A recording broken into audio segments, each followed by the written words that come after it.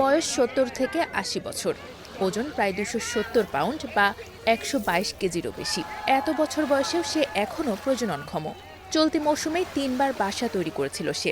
উদ্ধারের মাত্র ১০ দিন আগেও শেষবার বাসা তৈরি করেছিল টিমি নামের এই কচ্ছপটি।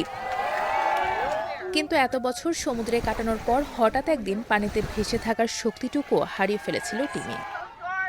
১৯ জুলাই যুক্তরাষ্ট্রের ফ্লোরিডার প্রায় ৭ মাইল দক্ষিণে সমুদ্রে তাকে দুর্বল অবস্থায় দেখতে পান একটি নৌকার লোকজন। পানিতে টিকে থাকার জন্য তখন রীতিমতো লড়াই করছিল বিশাল লকার হেড কচ্ছপটি। পরে তাকে উদ্ধার করে নেওয়া হয় মারাথনের টার্টল হাসপাতালে। সেখানেই শুরু হয় টিমির সুস্থ হয়ে ওঠার লড়াই। চিকিৎসার সময় তাকে দেওয়া হয় তরল ও অ্যান্টিবায়োটিক। এরপর রাখা হয় ১,৬০,০০০ গ্যালন পানির বিশাল একটি পুলে।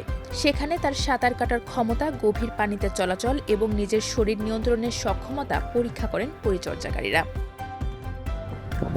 এরপর ১৪ আগস্ট ফ্লোরিডার সৈকতে নিয়ে যাওয়া হয় টিমিকে। তাকে বিদায় জানাতে সেখানে জড়ো হন স্থানীয় অনেক মানুষ।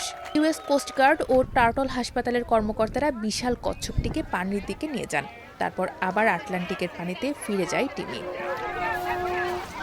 লগারহেড কচ্ছপ বর্তমানে নানা হুমকির মুখে।